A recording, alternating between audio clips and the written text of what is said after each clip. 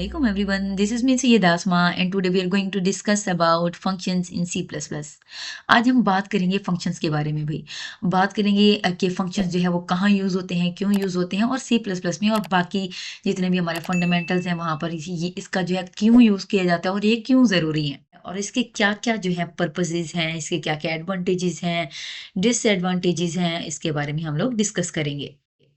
सबसे पहले functions in C plus plus इसकी एक बेसिक डेफिनेशन के बारे में बात कर लेते हैं। A function in C plus plus is a block of reusable code. Reusable का मतलब होता है जिसे हम लोग बार बार यूज कर सकें, जो कि हमारे लिए ज़्यादा ईजी रहे। एक बार आपने लिख दिया उसको आप बार बार यूज करें। That perform a specific task, जो कि एक स्पेसिफिक टास्क मखसूस टास्क को परफॉर्म करने के लिए यूज किया जाता है। Functions are used to break down program into smaller. Function जो आपको हेल्प करते हैं क्या कि आप एक बहुत बड़े कॉम्प्लेक्स प्रोग्राम को स्मॉलर प्रोग्राम्स में चेंज कर सकते हैं, तब्दील कर सकते हैं या कन्वर्ट कर सकते हैं, मैनेजेबल बना सकते हैं। क्योंकि देखिए ये जो बड़ा कॉम्प्लेक्स प्रोग्राम है आप उसको एरर चेकिंग में आपको मसला हो सकता है, आपको जो है एरर फाइंडिंग में मसला हो सकता है। लेकिन जब आप उसको फंक्शंस में डिवाइड करेंगे तो वो आपके लिए मैनेजेबल होगा, रीयूजेबल भी होगा और पीसीज ऑफ लॉजिक्स में भी आप इसको कन्वर्ट कर सकते हैं। तो सिंटैक्स के बारे में देखते हैं। इसके रिटर्न टाइप है, इसकी फंक्शन नेम है और इसके पैरामीटर्स हैं। सबसे पहले हमारे पास रिटर्न टाइप है। रिटर्न टाइप में देखेंगे कि इसमें हमारे डेटा टाइप की कौन सी होगी। फंक्शन नेम में हम लोग फंक्शन का नेम डिक्लेयर करते हैं और पैरामीटर्स में हमारे जो मतलब वेरिएबल्स होते हैं उनको उनके जो है ए या बी या जो भी हमारे हो सकते हैं उनको डिक्लेयर करते हैं। इस तरह से हमारे पास नेक्स्ट आ जाती है फंक्शन बॉडी।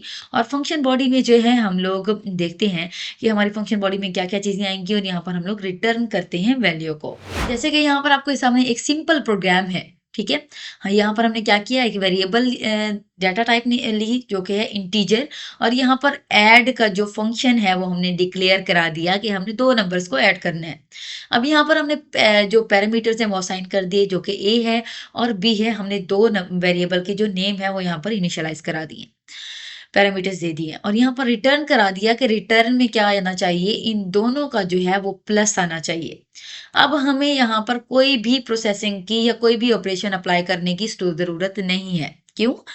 क्योंकि आपने दो वेरिएबल दिए, ऊपर यहाँ पर आपने इंट रिजल्ट लिखा और यहाँ पर ऐड का जो फंक्शन ऊपर आपने नेम डिक्लेयर किया था आपने ऐड लिखा सिंपली, और यहाँ पर ए और बी की जगह 5 और 3 लिख दिया। तो वो सम में उसने ऑटोमेटिकली फंक्शन के थ्रू फैच कर लिया और उसको 5 + 3 करके आपको यहाँ पर 8 प्रेजेंट करा दिया।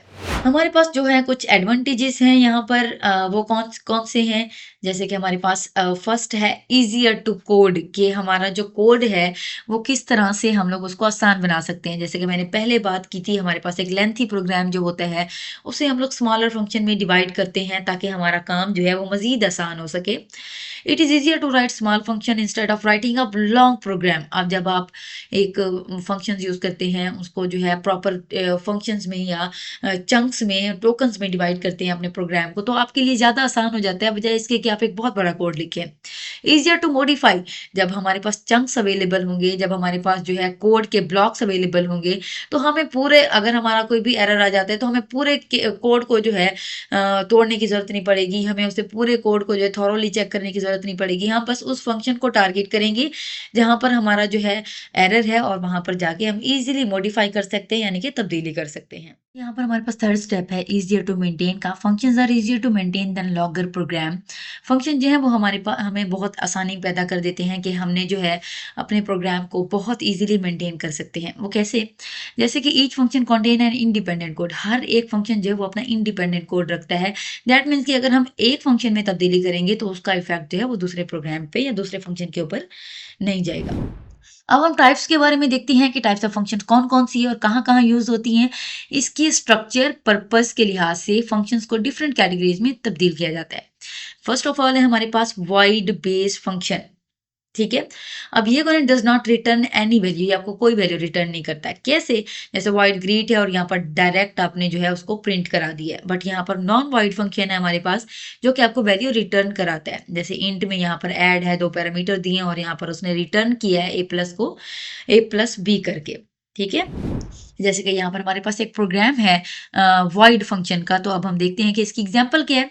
तो यहाँ पर हमने एक प्रोग्राम दिया, सॉरी यहाँ पर हमने एक फंक्शन बनाया और उसका जो है वॉइड ग्रीट जो है उस फंक्शन का नेम रखा और स्ट्रिंग में हमने एक नेम दे दिया कि हम जब उसको नेम को कॉल करेंगे तो वो उसमें ऑटोमेटिकली उसको हेलो नेम के थ्रू कन्वर्ट कर देगा। वो कैसे? ग्रीट है यहाँ पर एलिस और ग्रीट है बॉब। तो हमने ग्रीट का जो फंक्शन रखा हुआ था वो कौन सा था? वो था हमारे पास ऑलरेडी, ठीक है, हेलो। तो हमने क्या किया, वो ग्रीट करेगा किसको? उस स्ट्रिंग नेम को जो कि हमने यहाँ पर दिए हुए हैं, और यहाँ पर आपको आउटपुट नजर आ रही है hello Alice and hello Bob. दूसरा है हमारे पास बेस्ड ऑन आर्ग्यूमेंट्स। फर्स्ट है विद पैरामीटर्स और सेकंड है हमारे पास विद आउट पैरामीटर्स। अब एक्सेप्ट करेगा वैल्यूज को, इनपुट वैल्यूज को।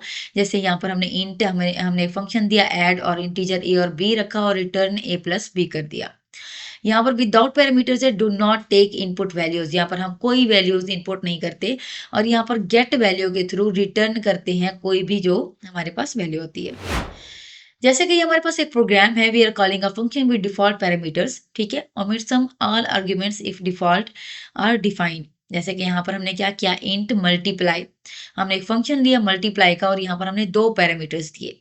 ओके, दो पैरामीटर कौन से दिए? एक को हमने कोई वैल्यू असाइन नहीं की और दूसरे को हमने एक वैल्यू असाइन कर दी है कि बी जो है वो 2 के इक्वल है। अब यहाँ पर हमने रिटर्न कर दी वैल्यू कि मल्टीप्लाई बाय बी है, ठीक है।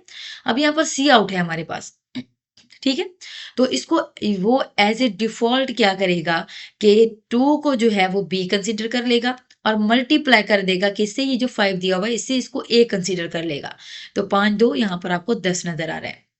इसी तरह से यहाँ पर कुछ डिफॉल्ट वैल्यूज हैं और यहाँ पर हमारे पास जो 3 है, ठीक है, सॉरी जो 5 है उसको वो एक ही वैल्यू दे देगा और 3 जो है ओवरराइड कर देगा, दैट मीन्स के 2 को रिप्लेस कर देगा किससे? 3 से, और 5 3 जो है 15 यहाँ पर आपको नजर आ रहा है। बेस्ड ऑन एक्सेसिबिलिटी, एक्सेसिबिलिटी के थ्रू हम इसको कैसे एक्सेस कर सकते हैं? पहले ग्लोबल फंक्शन है हमारे पास। अब ग्लोबल फंक्शन क्या चीज है?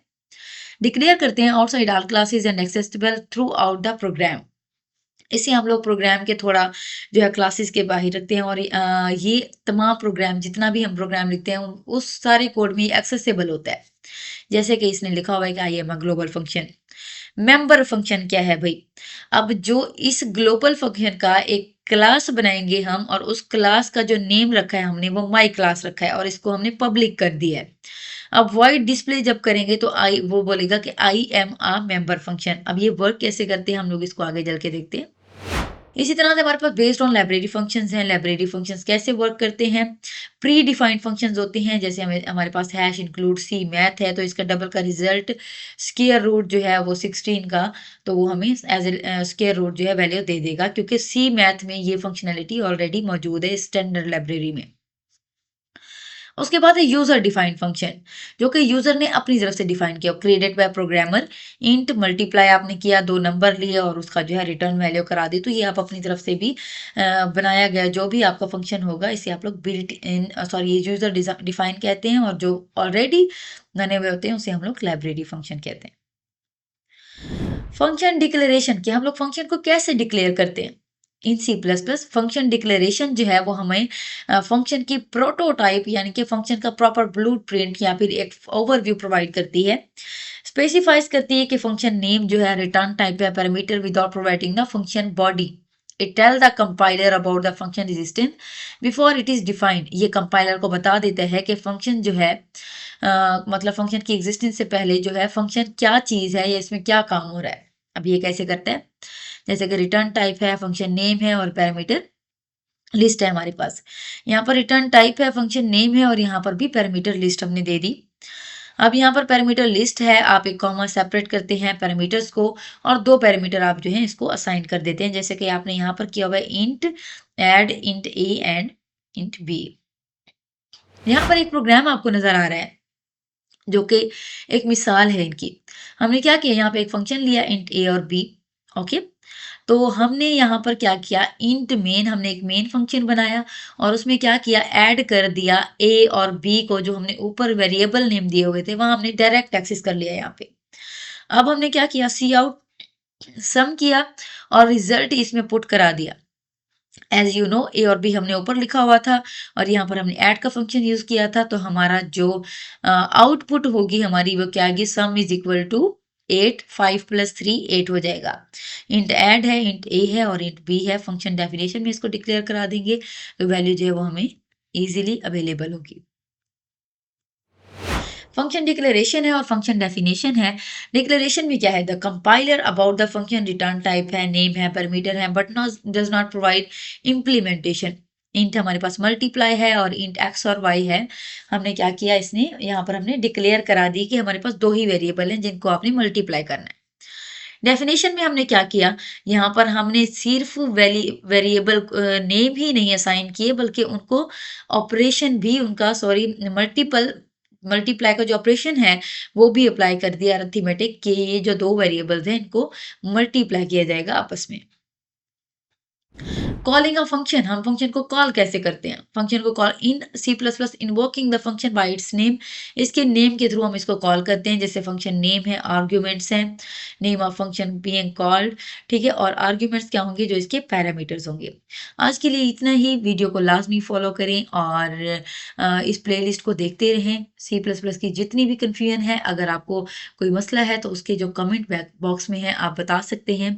इंशाल्लाह आपकी हर कमेंट का जो है हम प्रॉपर रिप्लाई करेंगे। Thank you so much. अल्लाह हाफिज़।